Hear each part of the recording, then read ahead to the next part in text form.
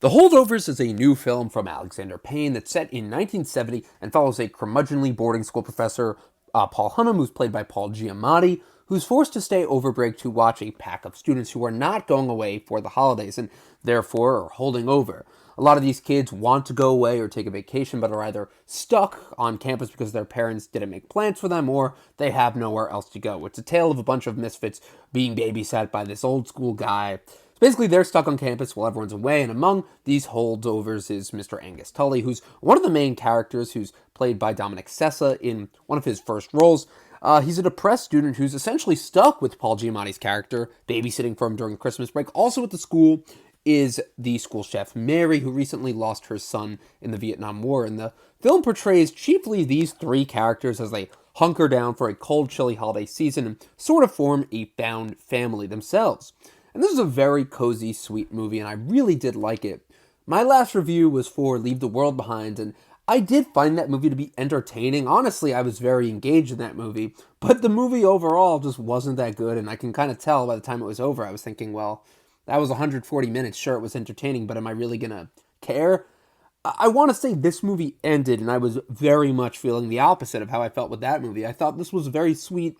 It's 7 minutes shorter, but it's very engaging. It starts very slow and it's kind of patient. It takes time building up its characters. That doesn't mean it's not entertaining. It just means that, it's a patient movie where you see little beats and important bits of developing these characters. And having said that, I really liked it. It's a neat time capsule of a movie. And it's definitely been pointed out in other reviews that there aren't many films being made like this now.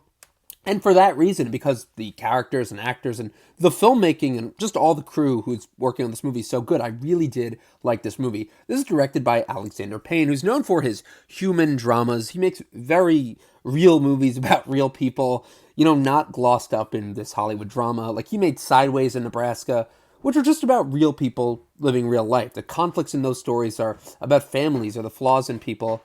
And the conflict's always over some seemingly small, obscure things, such as the big focal point in Nebraska is Will Forte's driving his father, Bruce Dern, to claim a sweepstakes ticket across the country.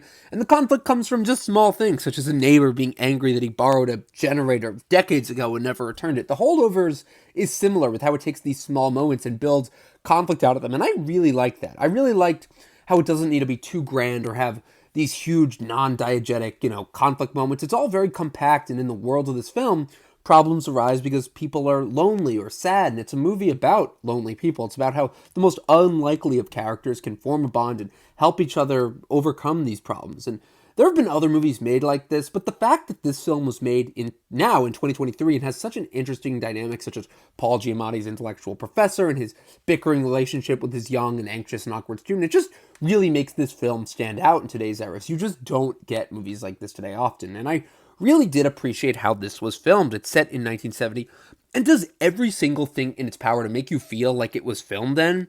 And that's a huge part of the movie that's incredibly immersive. It even opens with an old-timey Universal logo and the MPA rating stamped right at the front of the movie. It has an old-fashioned opening credit sequence playing over the initial scenes, and the entire film is so well crafted to me, and it's so clear that the filmmakers and art department and the set designers took painstaking measures to make this film to ensure it looks like it really does take place in the 70s. This really doesn't spare, any expense on scenes or design. It really is so immersive. The first hour of this film, like I said, is great, and it's set mostly in this old school, and you really believe it takes place in the 70s. The chilly environs of the exteriors and the snowy fields and the interiors are all crafted to look like this took place 50 years ago, and all the costumes are period era, not to mention the musical choices and the way it's shot. It's a black comedy at parts. It's mostly, a drama, but the way the film presents itself, it feels like a movie from back then. The humor is very dry. The way the characters speak, it feels like this is how you'd speak in an old movie.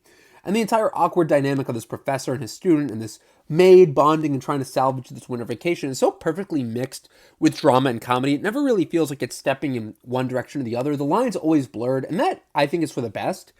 You get a lot of melancholy moments and a lot of feel-good moments, and then some really, quick, funny moments, which is what I liked. When I saw the trailer for this, it really seemed like it was a Wes Anderson movie. That's what they were marketing it as. But, it really is its own type of film, and I just really enjoyed the dark comedy of this movie.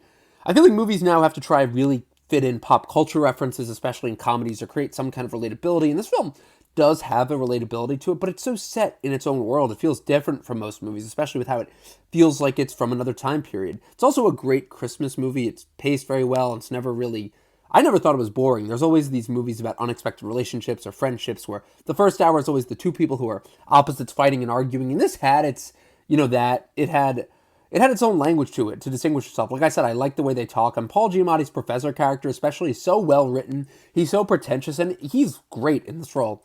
And just seeing him bond with this kid and Mary the maid makes for great entertainment.